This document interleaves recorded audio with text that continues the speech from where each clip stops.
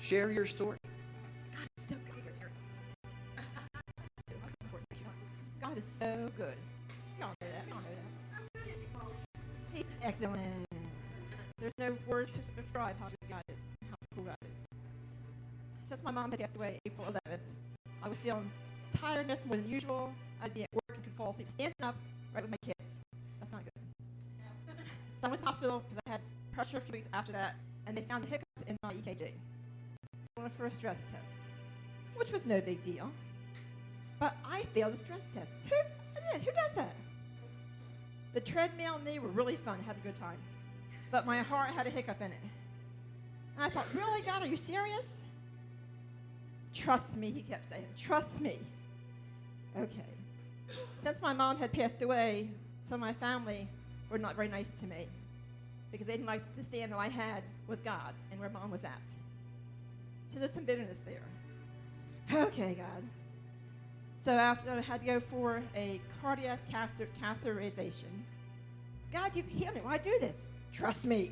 It'll be okay. Okay. Why can't you just tell people? But God, I will show who I am. So the doctors were all convinced I had a block in my heart, and they had to fix it. So I went to this test that was really weird. And he said, you're clear. There's nothing there. I knew that. I told him a long time ago. But since then, the tiredness and all that stuff that led up to a blockage is gone. I feel great. I feel wonderful. But the cool part is that just surrender what God had, and he just healed it. Yeah. And even my family who got mad at me was praying for me. My sister said, we can't lose you. The sisters have work to do. I'm not going no place. But how cool God is. And I submitted to take this silly test, and in that process, my family is being healed more. Yeah. So yay, God. So I'm feeling good. There's no blockage. Woo-hoo.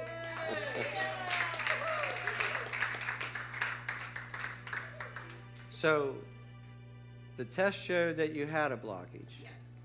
But when they did the heart cath and they got into the heart, there was nothing there. I like that.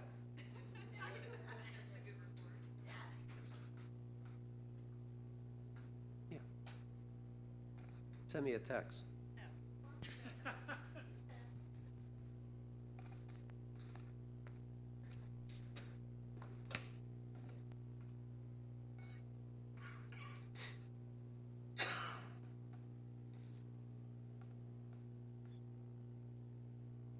I want to show a brief video, and it's really just for this weekend. It's Memorial Day weekend, as I said at the beginning of the service, and I want us to make sure that we make room in our hearts. You know, the difference between Memorial Day and Veterans Day is Veterans Day is a celebration of vets that are with us. Memorial Day is a memorial or a remembrance of those that have given their life while serving in our military. So both are military holidays. One's for the living and one's for the deceased. This is Memorial Day. So this is where we give memorial to those that have given their life, given the highest price. So with that, Rodney, if you're ready, let's just watch this short clip. I lived in a community where there was about 30 boys that went into the service. My brother Bill, he wanted to go in so bad. He was in the Air Force, along with my other two brothers. They were in the Air Force also. They were all three pilots. He went over to the South Pacific. On the mission that he went on, he got shot down. On Christmas Eve, we got the message that Bill was killed.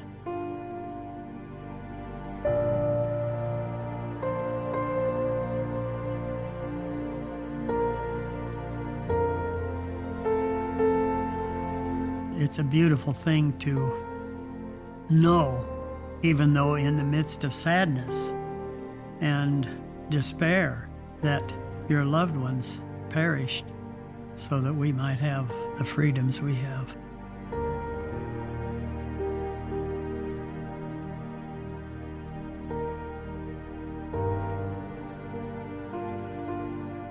I would like to express my thanks to all the people, all the men and women that have served our country and have perished so that we might have the freedoms that we have today.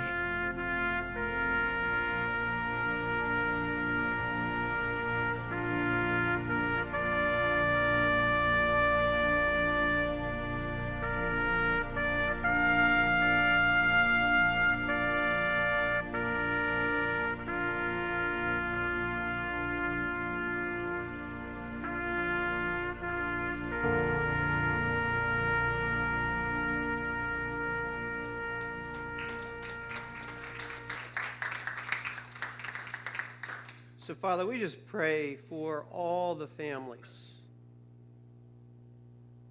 who are mindful each day of empty chairs. God, that you are the God of all comfort, and that you, Lord, invade each of those places, each of those hearts, each of those losses, and fill them with your presence, with your grace, with your love. Lord, that you cover those families.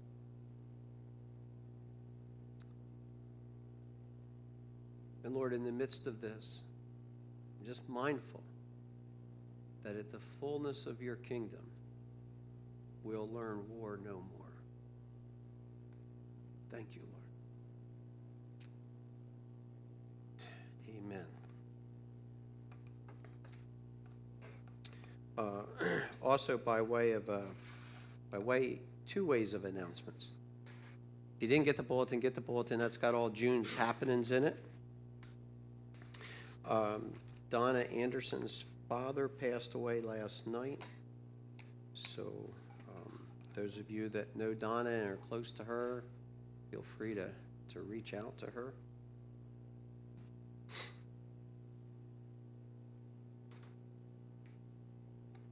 We had the men's retreat this weekend down to Outer Banks, and it was good. And it's always good to be down there with them North Carolina boys. And it's like, you know, any meeting's going to be good when it starts with pulled pork and fried chicken. And it's like, man, you can even take a cup back to the cabin with you and tuck it under the pillow for later if you want. It's just like good old barbecue and fried chicken, and it was good the whole weekend. These guys, I don't know, I have to go on a diet when I come back because there's no lack of food throughout the weekend. So guys, gear up for October 21st, 2nd, and 3rd, because the men's retreat comes up here, and we'll be at, I think it's now called Deep Branch Family Campground, which is the old Eagle's Nest Campground. So it'll be there October 21, 22, and 23. Looking forward to that, so make sure you get that marked on your calendar. And those guys down there always set a high standard for us to rise to, but I think we can do it. The main thing most of the guys were asking me, at least those that asked me questions about the October event, was, are you guys having deer again? And I'm like, man, we're going to cook anything we can shoot or run over.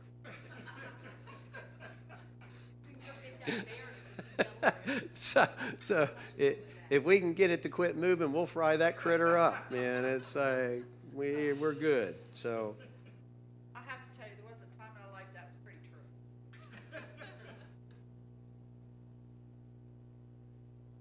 Well, you all have to start somewhere.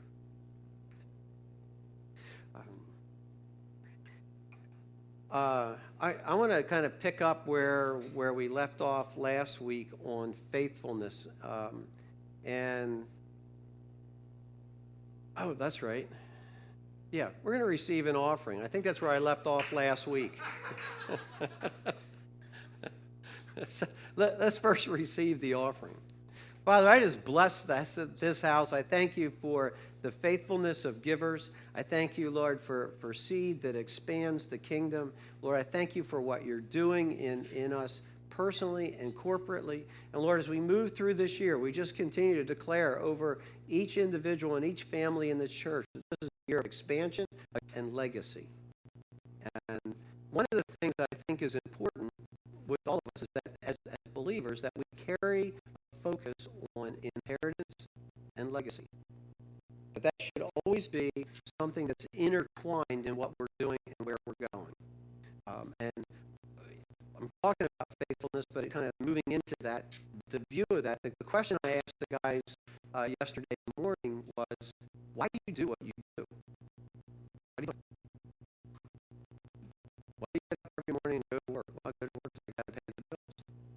That's a really lousy reason to go to work. Why do I do what I do? If the reason I'm doing what I'm doing is only to just try to get by this week, I'm going to live a really frustrated life. Because we were actually born to be creative, and we were born to see things come to pass. When Tim spoke months ago now, one of the things that he said, and I'm paraphrasing now, so I might not get it exactly right, but one of the things that Tim said that caught me that day is that some of us get caught in our dreams, but our dreams never become realities. But somehow in our dreaming, we begin to act as if that's the same as doing. And it's not the same as doing. And in this book that I've been reading on Switch On Your Brain, one of the things that they know now in brain research is that we actually are chemically and electrically wired in our brain, that things that we think about and dream about, there's a place where they need to become realities, or they start to be an adverse effect in our brain and actually lead us to unhealthiness. The healthiest people are people that are producing. So it's wonderful to dream. I love to dream. But at some point, you've got to get it out of your head and get it in your hands. If you don't, the dream over time will actually become literally toxic to your system. So with inheritance and with legacy, we're wired by God to be productive, and what we produce isn't, some of it is short-term, obviously, but that our inheritance, our legacy is designed, and we're designed to take that into our children's children. It's got to at least be looking 100 years out in our thinking. What are we planning for? And if I'm going to look 100 years out, in doing that, obviously, I'm now starting to look into a time that I'm not going to be there. So inheritance gives me the ability to deposit resources 100 years out. Legacy allows me to deposit tools for 100 years out. So inheritance and legacy are not the same thing. Oh, darn. It's not in my notes. Inheritance is designed to give resources to our children's children, or resources for 100 years out. I'm leaving resources, whatever they are, for people to use when I'm not here. Legacy is leaving tools for 100 years out.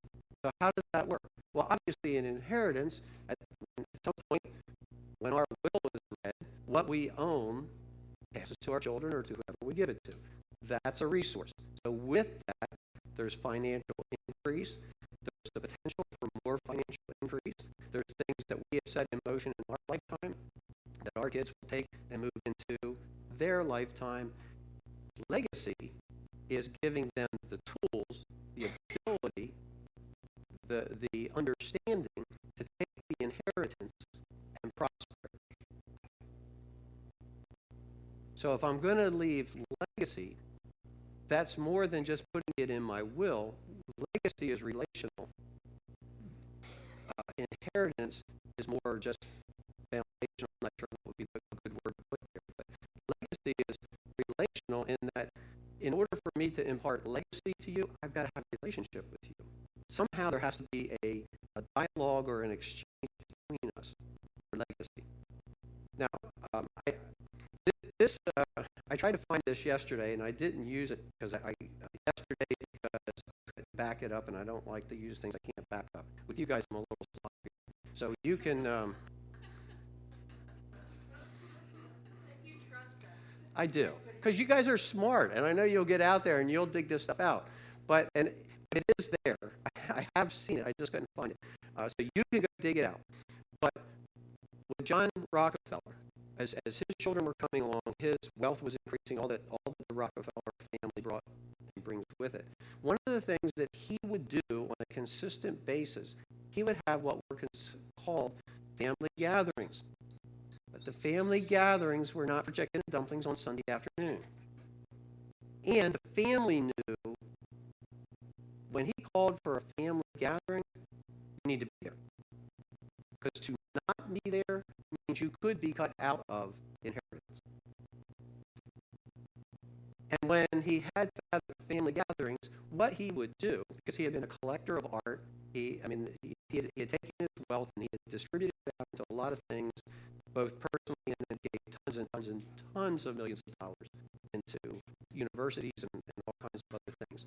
But what he would do in the family gathering, the family would have to follow him around the house, which their house it was a lot of following in their house, more so than following somebody around our house. But he would literally take them through the estate and would take them picture by picture on the wall of all the family. And he would point out, this one, this is what he did, this is where he came from, this is what he did, this is what he left.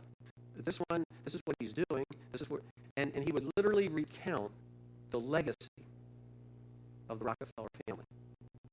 Because in his view, if your last name is Rockefeller, you need to know everything about why we got where we are, what our responsibility is now that we're there, and what our future is with what we're going to do. That's legacy. Because at that point, he hadn't transferred wealth to them yet. He was preparing them for wealth. So there's inheritance and there's legacy. We had to get both of those right. In my own personal opinion, we in the church have done a poor job with both inheritance and legacy, not speaking necessarily at a personal level, but I think we haven't done a stellar job there either overall. In the church itself, stepping outside of a denominational structure, but looking at churches like this, I think we've done a very poor job because all we've been able to do is produce first-generation gatherings of people that almost rarely transition to a second generation with power and with influence. Those that survived have almost always gone through periods of time of transition that might have cost that group of people 10 years trying to get from the first leader to the second leader and back to health. Wasted 10 years of time because they were ill prepared for inheritance and had no understanding of legacy. We're going to do better. We're going to prepare inheritance and we're going to prepare legacy. We got to. Otherwise, we're really wasting our time and our money being here today. Because if this is all we're building for, if this is all we see, if this is the only reason we come together on a Sunday or whenever we come together, we're totally missing the mark of what the kingdom looks like and how the kingdom is supposed to flourish. All right? So, I'm saying all that to say, on Friday about midday, Nate passed away. Went on up, stepped into glory. Nate Southworth. And obviously that brings with it, as it's done with others that have gone on to glory, it brings with it attention, it brings with it some unanswered things. I so appreciate the song that you guys brought to us today. It's just powerful. And Casey, the way you delivered it was even more powerful. So you need to send that to them and go, you guys wrote a great song. This is what it sounds like. Just saying.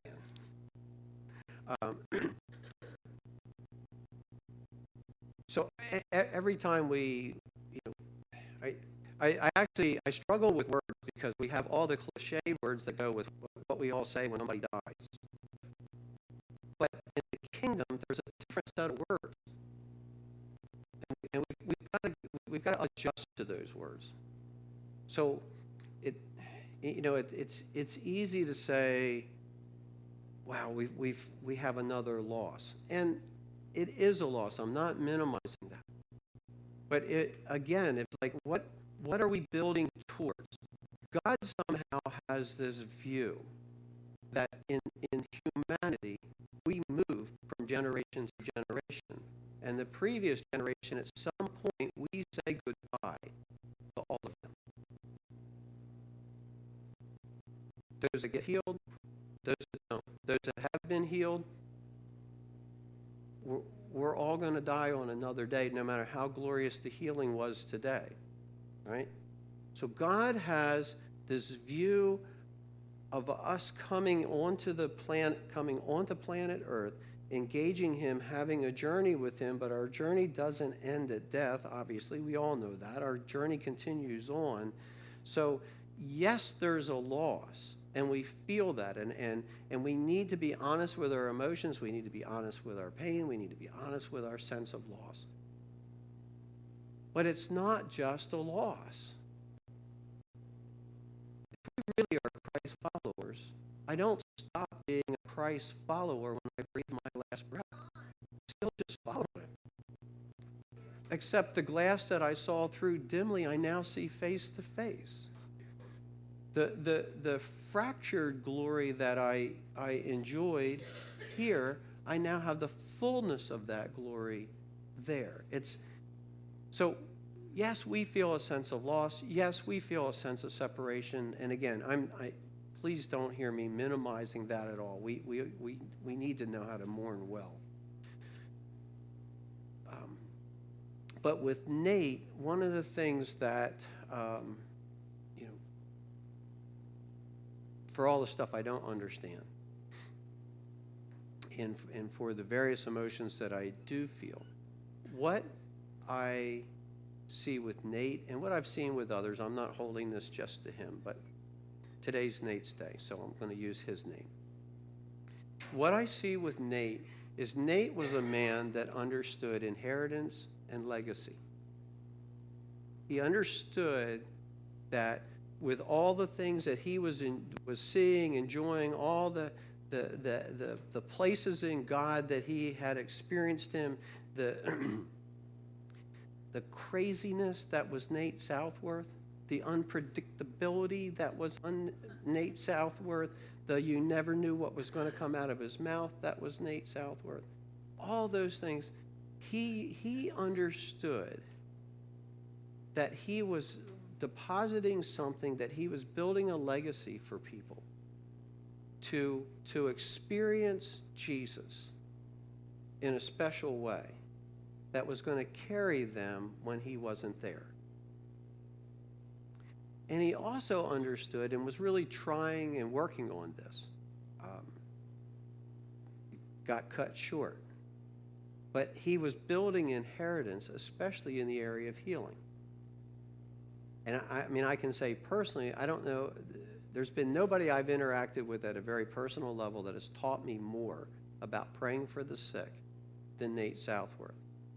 And at the same time, there isn't anybody that's made me more uncomfortable about praying for the sick than Nate Southworth.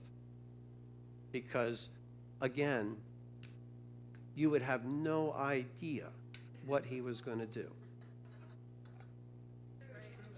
Or what he was going to say. I mean, he could have people bending over chairs. He could be radiating people. He could be, you just never knew when Nate went to pray for the sick what he was going to do or and I've been with him on a lot of those explorations, and there's been a mess of times that I just kind of stood back and my faith is totally with you. I have no idea what I'm supposed to do right now. I don't know what I'm supposed to do. So tell me, and we'll go from there. So, at a practical level, Nate's body was, he had chosen to donate it to the cancer center where he was first diagnosed, and they did the early treatment. One, because the type of cancer he had less than 1% of the total population get it, and there's absolutely, at this time, no cure for it. Now, the interesting thing is, there's no cure for it, and when, if you guys remember back, when he was first told he had cancer, he was also told he only had months to live.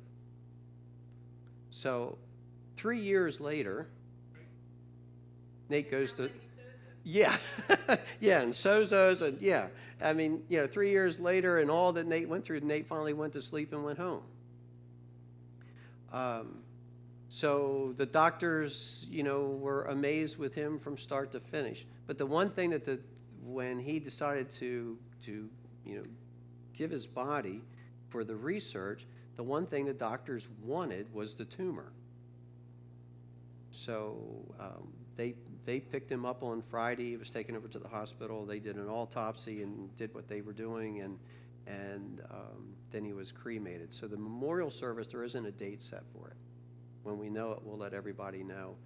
It's going to be really big, and the only place, it seems, in Easton that's going to be large enough for it will be the Methodist Church in Easton. So that's almost guaranteed that's where it's going to be. When it's going to be, we'll just let everybody know when we know. Linda and I went over on Wednesday, and I tried calling all morning because I told Vanita on Tuesday I was coming over at some point, and so I started calling on Wednesday morning, and we didn't get what? Did we go Thursday? So we went over on Thursday.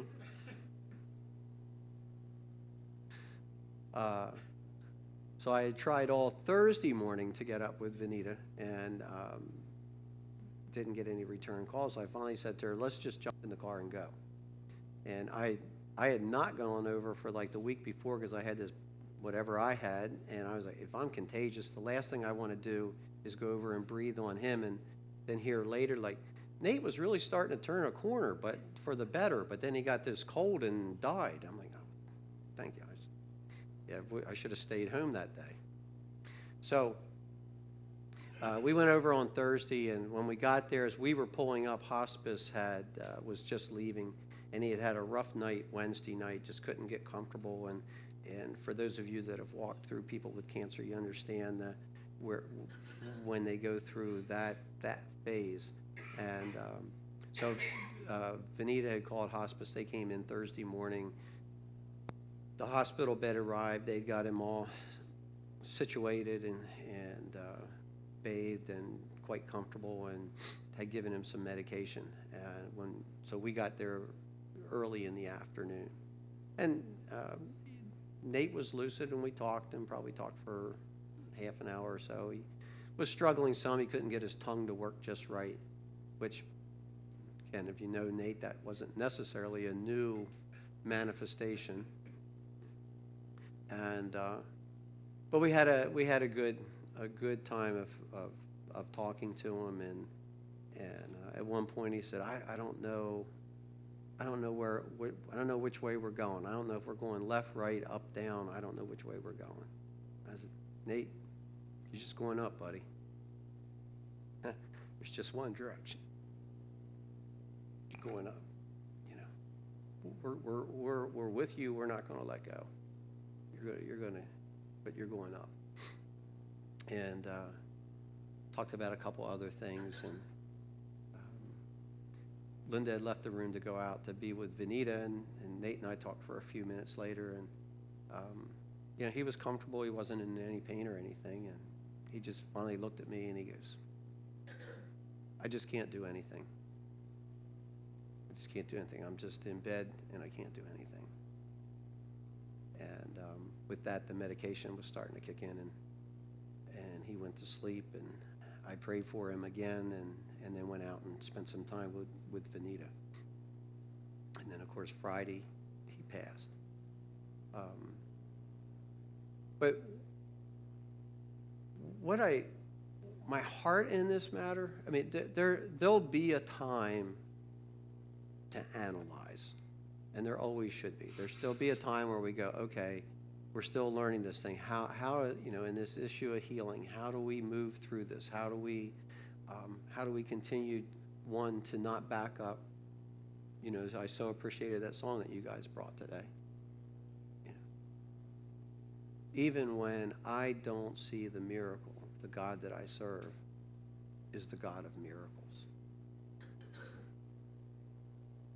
And I'm not going to change where I am because I didn't get what I prayed for. I'm going to keep moving forward. So, like in Nate's case, this idea of faithfulness that we looked at last week, there's if we're going to walk as believers, there's just this place where faithfulness plays a huge role. It's a place where I keep moving forward, or at the very least, having done all to stand, I stand. And sometimes that's the highest level of faithfulness we can do. I just stand. Around me is a whirlwind of stuff. And I can't explain it. I can't change it. I can't even see through it. But if I'm in the eye of the hurricane, then all I can do is stand. But stand I will. I just stand.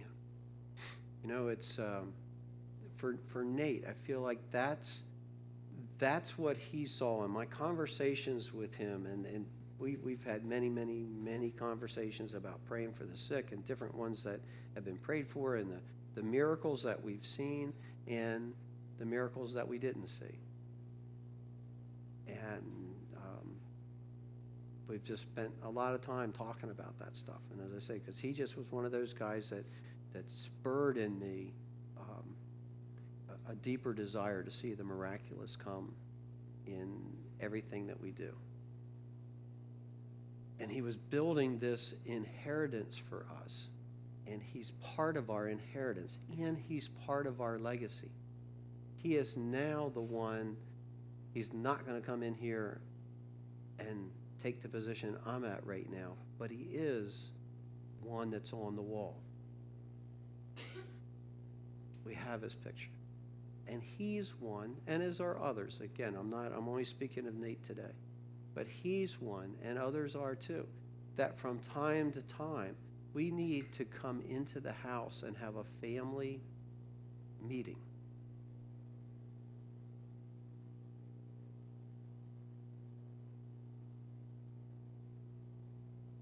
And we need to walk around the room. I mean, it's that one right there.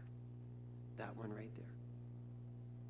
Because those that are gone have left a deposit. We have their legacy. We mustn't forget their legacy.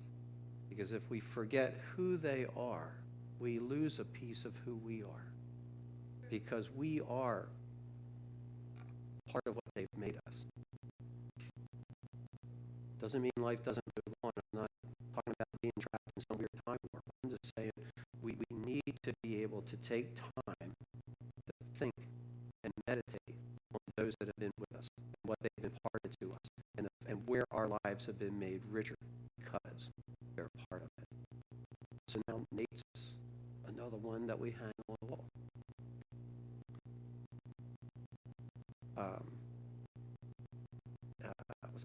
Friday night at the men's retreat, people got to come up afterwards for prayer, and the guy came up and he was having a pain in his lower back, and I guess it had been there for a while, and he's trying to give us the backstory. John Hobbs and I were going to pray for him, and he's trying to give us the backstory, and I was trying not to get too much information. I just really wanted to pray for him, but anyway, I'm just telling you the story. It was just one of these really cool moments. I think it ties into legacy. John and I are getting ready to pray for this man, and we prayed for him once, and we prayed for him. We both just laid hands on him. We prayed. We released healing. John anointed him with oil, and we released healing. So when we get done praying for him, I look at him like we would do, and I I said, okay, well, what are you feeling? What are you sensing? I mean, where was the pain when you came in? Where's that now? Was there any change? You know, all those normal questions. And he said, well, I don't know. It's a little less, and but it's still there. And just as the man said that to me, I could hear Nate standing behind me, laughing. And he goes, that's not how you should pray for him. This thing is unforgiveness. You need to get that out of him and then get him healed. I'm like, okay. I'm like, are you having any issues with unforgiveness? And the guy's like, well, actually, yeah. Somebody did something to me like last week, and I just really can't let go of that. I've been really upset. I said, this thing's about unforgiveness. I said, if you'll forgive, you'll be healed. And the guy's like, okay. I said, so you just pray what I'm going to pray, okay? You just follow after me in prayer. And so I led him in a prayer. He repented, he kind of went on. I mean, it wasn't like he only said what I said, but he did a great job of repenting, let go of it, forgave the person, prayed good stuff, and as soon as he did, then I radiated him. I got my hand on his stomach, I got my hand on his back, and I'm like, you come out of him. No, I didn't say it that loud, but I'm like, you come out. I was more polite. You come out of him. Be healed in Jesus' name.